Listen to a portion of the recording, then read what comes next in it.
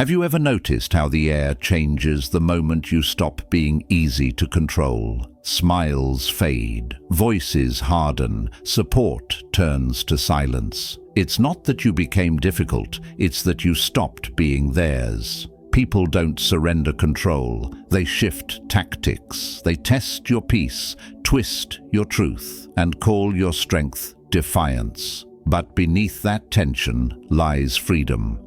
Stay with me, let's uncover it together. As we step into the first chapter of this journey, picture this. The moment you stop being easy to sway, the air changes around you. What once felt like warmth becomes distance. Familiar smiles fade, voices grow sharp, and silence begins to speak louder than words.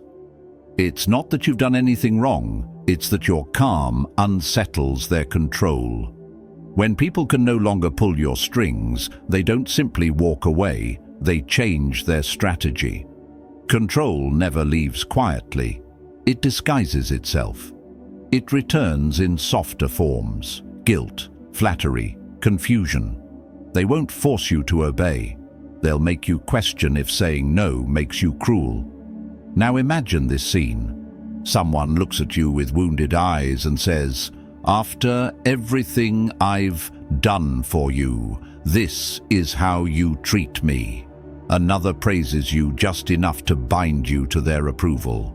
"You're the only one who understands," they whisper, while tightening invisible ropes around your choices. These moments feel small, but they are not. They are the silent moves in a game meant to make you doubt your own mind. It's a game of emotional chess, and every move is designed to provoke a reaction. But here's where Stoic wisdom enters like a lantern in a dark room. Epictetus once said, "No man is free who is not master of himself." Freedom isn't found in winning their approval, it's found in no longer needing it. Manipulators don't seek truth, they seek reaction. They feed on your guilt, your fear, your doubt. The moment you engage, you hand them the keys to your peace. They don't want your agreement, they want your attention. The more you explain yourself, the more you defend what doesn't need defense, the deeper you step into their trap. There was a man I once knew, let's call him Adam, who faced this test. He was steady, thoughtful, unwilling to compromise his integrity for comfort. One day, a friend asked him for something he could not give. When Adam declined, the friend sighed dramatically. "I thought we were closer than that." For a brief second, the old urge rose in him, the urge to justify, to ease the tension, to smooth over what wasn't his to fix. But something in him paused. He looked the man in the eye and said calmly, "I know what you're doing." In that instant, the spell broke. The manipulator's power collapsed, not through confrontation, but through awareness. There was no argument, no shouting, no lecture, just stillness. And in that stillness, truth became obvious. The man laughed awkwardly, tried to recover, but the game was over. That was the last time he ever tried. True control begins in silence. It begins when you choose not to react. It's easy to believe power comes from the loudest voice. But the Stoics knew the opposite. Power is the quiet refusal to be moved by another's chaos. It's the discipline to observe without absorbing, to see the manipulation without stepping into it. When you stop reacting, you stop feeding what was meant to drain you. So the next time someone tries to twist your words or pull your sympathy like a string, don't fight, don't defend, simply notice. Ask yourself, is this a request or a rope? Then, without anger, release it. Say no if you must, and move on. You owe no apology for your boundaries. You owe no explanation for your peace. At the end of the day, manipulation only works if you engage with it. The moment you stop explaining, stop feeling responsible for their storms, the power returns to where it belongs, with you. Because the truth is simple, and it's one the Stoics lived by. They can only control you through the emotions you surrender. Master yourself. Hold your ground. In the end, the only power they ever had was the power you gave them. And once you see that clearly, they lose it forever. Moving into the second chapter, the storm changes its face. When people realize they can't control you, they don't always confront you head-on. They begin to whisper. The attack becomes quieter, colder, more insidious. Words, once harmless, turn into weapons sharpened in private. They twist your truth, distort your image, and send fragments of your name floating through rooms you've never entered. And suddenly, you feel it, the sting of being misunderstood by people who've never met you. But this is how control tries to resurrect itself when power slips away. It can't command your actions anymore, so it targets something else, your reputation. Imagine someone standing before you, hurling handfuls of mud. The natural instinct is to throw it back, to shout your innocence, to explain. But the Stoics knew better. Marcus Aurelius once wrote, "If you are unaffected by what is said, you have already won, because mud only sticks when you struggle in it. Let it dry, and it falls off on its own." Lies work the same way. The more you fight them, the more you spread them. But if you remain calm, steady, and true to yourself, the truth will surface without you ever needing to raise your voice. Silence, in moments like this, is not weakness. It's strategy. I learned this the hard way. Years ago, someone I trusted decided that tearing me down was easier than facing their own reflection. They spread half-truths, twisted words I'd said in confidence, built a story that wasn't mine, but sounded close enough to hurt. At first, my instinct was to correct it, to make sure everyone knew my side. I wanted to fight for my name, but as I sat with that impulse, I realized something. The more I fought, the more their lies would echo. And so, I stopped explaining. I chose stillness. I lived exactly as I was, saying nothing, doing nothing except continuing forward. Days turned into weeks, and something subtle began to happen. The story lost its power. The same people who once doubted started to see the cracks in the narrative. My actions were steady, theirs were frantic. Over time, their deception collapsed under its own weight. It always does, because falsehoods are fragile. They require constant feeding to survive. Truth, on the other hand, is self-sustaining. It doesn't shout, it doesn't chase, it simply stands. And those who lie eventually expose themselves through the exhaustion of maintaining their illusion.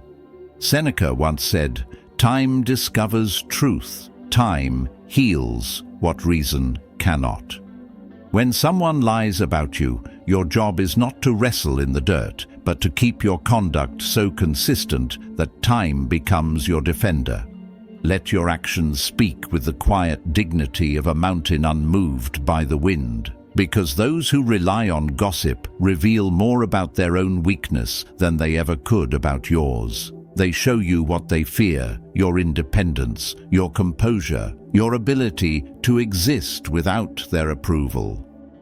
So when the rumors come, as they always do, don't waste your breath chasing ghosts. Stay calm, stay silent, continue walking with integrity. The world will catch up, because the truth has a way of surfacing when the noise finally tires itself out. Your restraint will speak longer than any defense you could give. At the end of the day, the Stoics understood this timeless law. Slander cannot harm a virtuous mind. It only stains those who throw it. Stand firm. Let your character do the speaking. And remember, false words carry no weight unless you choose to lift them. Let them fall and walk on. The truth always finds its way home.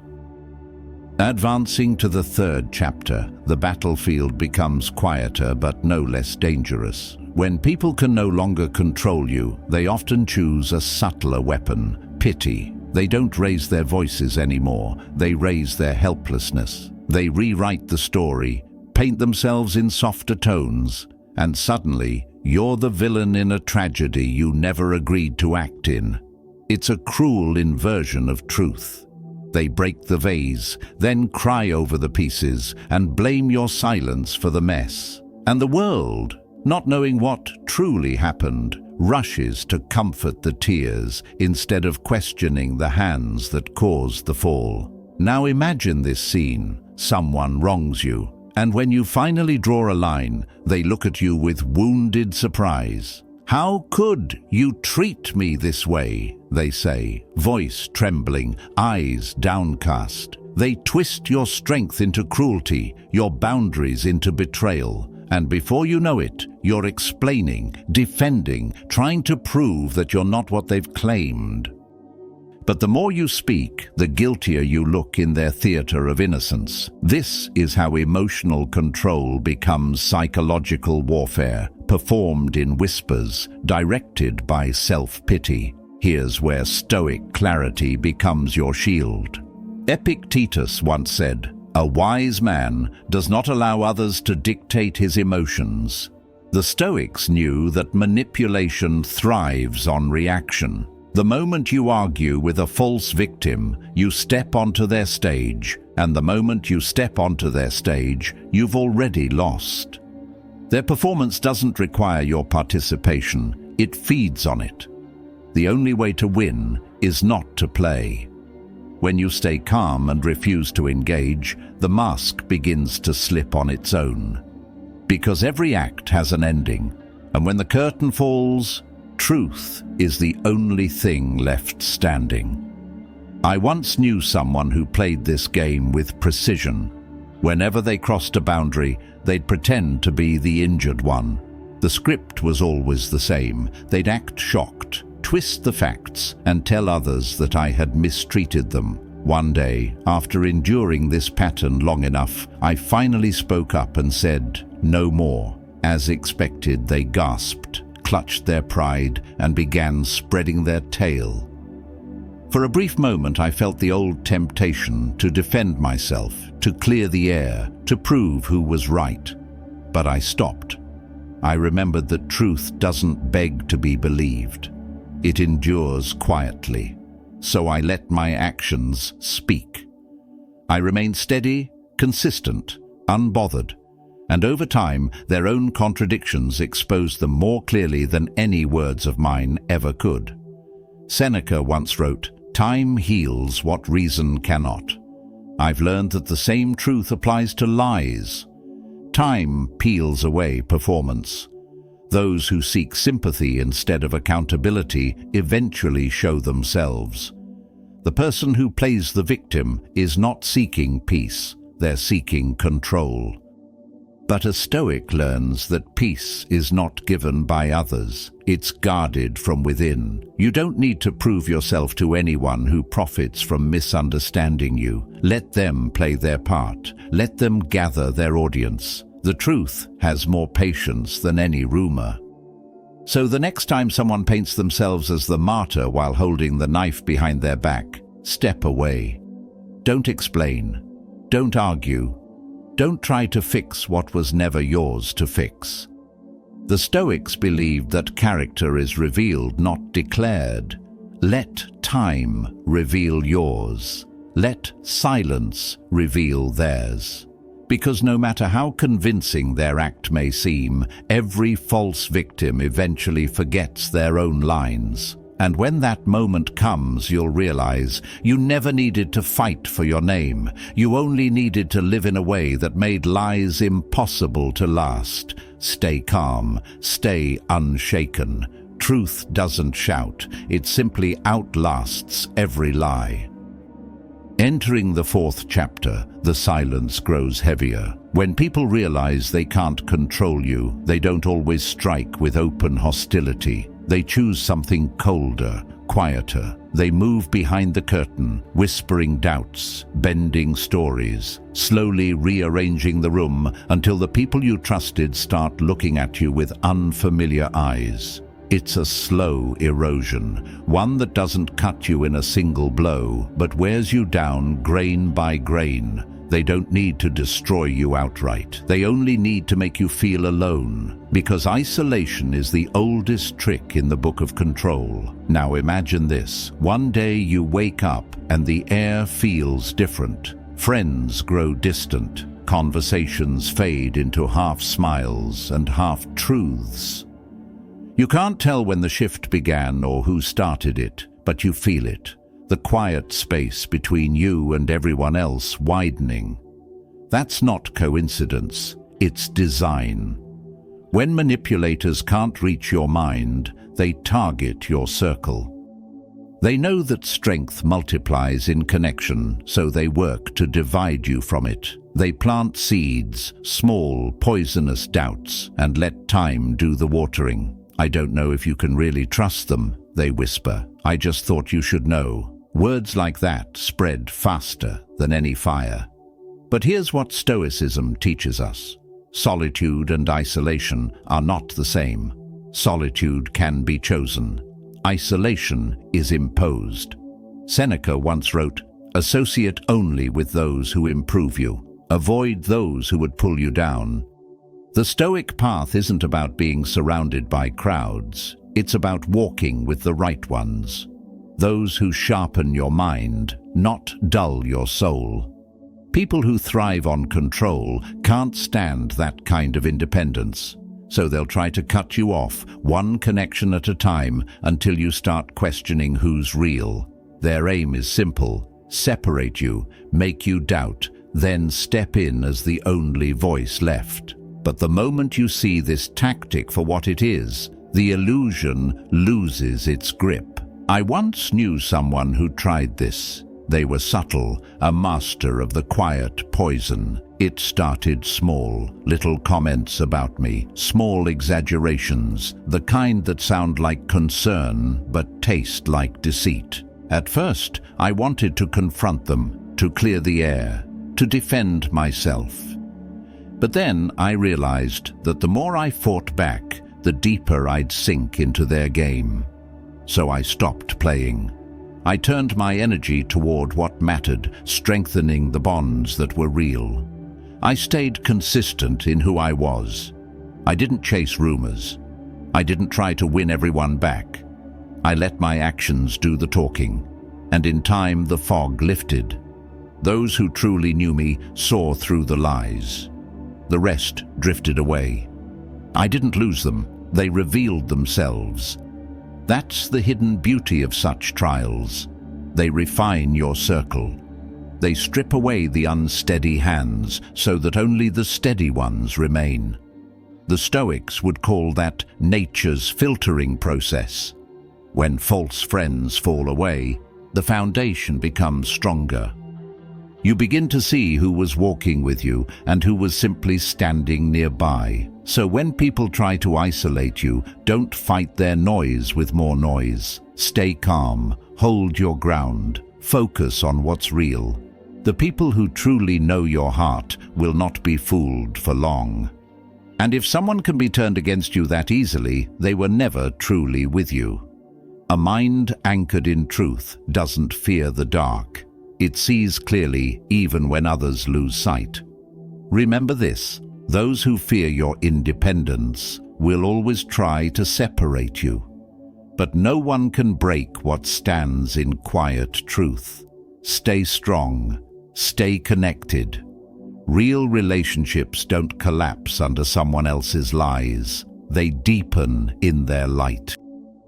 At this stage, the attacks become quieter, harder to name, yet they cut just as deep. When people can no longer control you through fear or isolation, they'll aim for something even more vital: your confidence. They won't confront you openly. They'll whisper their poison through questions that sound harmless.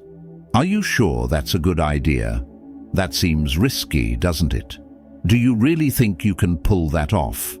At first, you take it as concern. Then, as the questions multiply, you feel it. The hesitation creeping in, the steady rhythm of your own certainty beginning to tremble. This is how they work. They don't shatter your strength. They chip away at it, one doubt at a time. Now imagine crossing a bridge. You know it's sturdy. You've built it yourself, step by step, with effort and care. But someone standing beside you starts whispering, softly, persistently, "What if it collapses? What if it can't hold your weight?" The bridge doesn't change. Only your trust in it does. That's exactly how confidence is weakened, not by truth, but by suggestion. Manipulators know this. They can't take away your abilities, so they make you question them, and once doubt takes root, you start doing their work for them. You hesitate, you overthink, you begin to look for their approval, and just like that, you're back under their shadow. This is where Stoic discipline becomes your armor. Epictetus once said, "A person's worth is not determined by external approval." The Stoics understood that confidence grounded in other people's opinions is a fragile thing. It shakes with every whisper, every raised eyebrow. But when your confidence comes from reason, from the clarity of knowing why you choose what you choose, it becomes immovable. The world can question it, but it cannot touch it. True confidence is quiet. It doesn't announce itself. It simply stands. I remember someone who tested me like this once. Every choice I made, they met with the same phrase, "Are you sure?" It sounded harmless, almost polite, but beneath the surface it was a test, a way to make me second-guess myself, to make me lean on their validation instead of my own judgment. For a while, it worked. I found myself over-explaining, defending every small decision, seeking their nod before I could move forward. Until one day, I caught it, the pattern, the trap. When they asked again, "Are you sure?" I looked up and said, "Yes." Just that. No justification, no defense. And in that moment, something shifted. They fell silent. Because confidence doesn't argue, it simply knows. Seneca wrote, "No man is more unhappy than he who never faces adversity, for he is not permitted to prove himself." Confidence is not built in comfort, it's tested in doubt. Every question, every challenge, every moment someone tries to shake you is an invitation to stand firmer, to trust deeper, to rely not on applause, but on your own reason. The Stoics believed that the world will always test your composure to reveal your discipline. In the same way, life will always test your confidence to reveal your faith in yourself. So when someone questions you, don't rush to explain, don't rush to prove. Just pause, breathe, and remember, you don't owe them clarity, you owe yourself conviction. The louder the world doubts you, the quieter you must become inside. Confidence is not noise, it's stillness, and that stillness is power. Because in the end, doubt is their weapon, but trust, steady, reasoned, unwavering trust, is yours. Stand firm in it, trust yourself, and never let someone else's uncertainty become your truth. Moving into the 6th chapter, the battlefield shifts from words to emotions. When someone realizes they can't control you through reason or subtle manipulation, they reach for the oldest weapon of all, provocation. They start pressing buttons they know by heart, saying things designed to sting, frustrate, or ignite you. Not because they care about the truth, but because they crave your reaction. The moment you explode, they win. Your calmness is their defeat. Your anger is their victory. They want to see you lose control so they can stand over the ashes and say, "See, I told you they were the problem." Now imagine this. Someone throwing spark after spark toward you, waiting for your fire to catch. They mock, They twist your words. They drag your past into the present. And you feel it, the heat rising, the heartbeat quickening, the words forming on your tongue. But this is the moment that defines you. Because as Marcus Aurelius wrote, the best revenge is not to be like your enemy. The Stoics understood that emotional mastery is not about feeling nothing. It's about owning your flame so it doesn't burn what you've built. When the wind rises, do not rage against it. Just refuse to feed it. Anger is seductive. It makes you feel alive for a moment, powerful even. But it's a mirage. The moment you react to their provocation, you hand over your control. You give them the very thing they came for, your peace. They walk away calm, composed and triumphant, while you stand there surrounded by the smoke of your own reaction. That's their game. They bait you to reveal your emotions so they can weaponize them. The Stoic way is to see the trap and remain still. Like a fire deprived of air, it fades on its own. I remember once someone tried to bait me into an argument. They spoke with that familiar tone, mocking, sharp, dripping with false certainty. They exaggerated stories, pulled old mistakes into new conversations, all to make me break the calm they couldn't stand. I could feel the pull, the urge to defend, to correct, to fight, but I caught it. I took a breath, met their eyes, and said quietly, "Interesting perspective, nothing more." The silence that followed was heavier than any comeback could have been. They froze because they wanted a battle, not stillness. And composure is what disarms those who feed on chaos. Seneca once said, "Anger, if not restrained, is frequently more hurtful to us than the injury that provokes it." That's the heart of this lesson.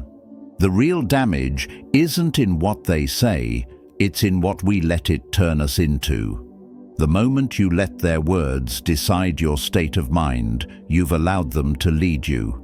And leadership of the self is something a Stoic never surrenders. The next time someone tries to provoke you, pause before you speak. Ask yourself, do they want a conversation or a reaction? Because not every fight deserves your fire. Some battles are won by silence. Some wars are ended by walking away.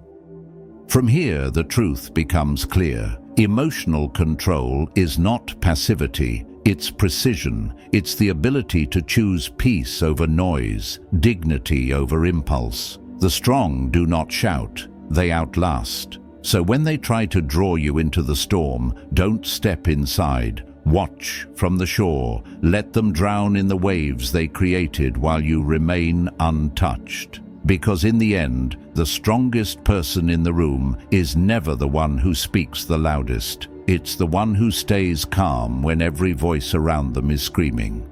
That's real power. That's the mastery of the Stoic mind.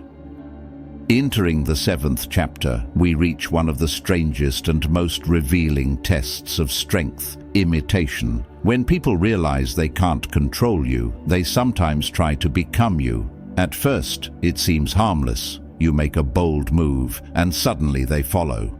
You start something new, and a week later, they do the same. You speak an idea, and somehow it becomes theirs. At first, you laugh it off. But soon, it becomes clear they're not competing anymore, they're copying. And imitation, though it wears the mask of admiration, is often born from insecurity. It's not respect they feel, it's envy disguised as flattery. Now imagine the sun and its shadow. The shadow moves as the light moves, mimicking every outline, every shape. But it never shines. It exists only because the light does. That's what imitation truly is, a hollow reflection of something alive. They can copy your gestures, your rhythm, even your words, but what they can't copy is your mind. The Stoics understood this well. Seneca once said, Character, not imitation, defines a person. Your essence cannot be replicated because it's not learned, it's lived. It's written into your scars, your silence, your choices when no one is watching. Imitation is noise. Character is music. I remember someone who mirrored almost everything I did. Every step forward I took, they took one after me. If I learned a skill, they enrolled in the same course. If I shifted directions, they followed the trail I had just left. At first, I was angry. It felt like my work, my identity was being stolen piece by piece. But then one day, I saw it differently. The more they copied, the clearer it became that they had no compass of their own. They weren't leading, they were tracing. So I changed my rhythm completely, my methods, my approach, even my pace. And just like that, they froze. Because the imitator cannot survive without the one they mimic. When the source moves beyond what can be predicted, the shadow loses its shape. Marcus Aurelius wrote, "Waste no more time arguing what a good man should be. Be one." That's the heart of this lesson. Don't waste your energy watching who's imitating you or comparing paths. Keep walking yours. The fact that they copy you means you're ahead. The more you grow, the more distance appears. Let them chase if they must. It will teach them nothing but exhaustion. Your growth cannot be stolen because it's built from within, not borrowed from without. So how should you respond? You don't. You evolve. You rise so steadily that imitation becomes impossible. While they spend their days trying to resemble your last step, you're already standing in tomorrow's light. Remember this: people copy what they admire, but don't understand. They mimic the surface, not the substance. They crave the results, but not the discipline that created them. Let them have your echoes. Keep your essence. In the end, imitation isn't flattery, it's confession. A confession that they see in you something they cannot find in themselves. So don't let frustration distract you. Let it remind you, you are original, you are the flame, not the reflection. Keep creating, keep evolving, keep leading with quiet strength. Shadows can follow the light, but they will never replace it. Entering the 8th chapter, the air grows deceptively calm. You'll notice it in their smiles, the ones that never reach their eyes. They nod at your ambitions, say all the right words, clap at all the right times, but something about it feels hollow. They're not waiting for you to rise. They're waiting for you to fall. Because your growth exposes their stagnation, your courage reminds them of their fear. Some people can't stand to see others evolve beyond the limits they've chosen for themselves. So they wear the mask of support while secretly praying for your collapse. Now imagine this moment. You're standing on the edge of a new beginning. You've worked for it, sacrificed for it, bled for it. The same people who once called you naive now pat you on the back and say, "I'm happy for you." But behind that smile, there's a quiet hope that you'll stumble because your failure would make their comfort feel justified. It's strange, isn't it? How easily envy disguises itself as concern. They'll say things like, "Be careful," or "Don't get your hopes up." They won't sabotage you directly. They'll let their doubt echo in your head until you start doubting yourself. That's their quiet art of control. But here's where Stoic wisdom slices through the illusion. Epictetus once said, "Do not waste energy on those who hope for your downfall." The Stoics knew that not everyone clapping for you believes in your rise. True strength lies not in proving them wrong, but in walking your path, regardless of who's watching. Think of it like a storm against a tree. A weak tree bends, snaps, and curses the wind. But a deeply rooted one, calm, grounded, simply sways and returns stronger after every gust. The wind may rage, but it cannot uproot what's rooted in truth. The same goes for you. Their noise only matters if you let it inside. I remember someone who acted supportive in that very way. They nodded at my ideas, smiled at my progress, but their words always carried small doubts. "Are you sure this will work?" they'd ask. And when things got difficult, they were the first to say, "See, I told you it wouldn't be easy." That's when I saw it clearly. They weren't waiting for me to succeed. They were waiting to be proven right about my failure. For a while I tried to explain myself, tried to earn their genuine support. But then I realized you can't convince someone to root for your growth if your success reminds them of their own surrender. So I stopped explaining. I focused on the work. And when I finally succeeded, their silence was louder than their applause ever was. Seneca wrote, "It is the power of the mind to be unconquerable." That's the essence of this test. Your victories are not meant to be loud. They're meant to be unshakable. Don't waste your time trying to make them proud. They were never meant to understand your journey.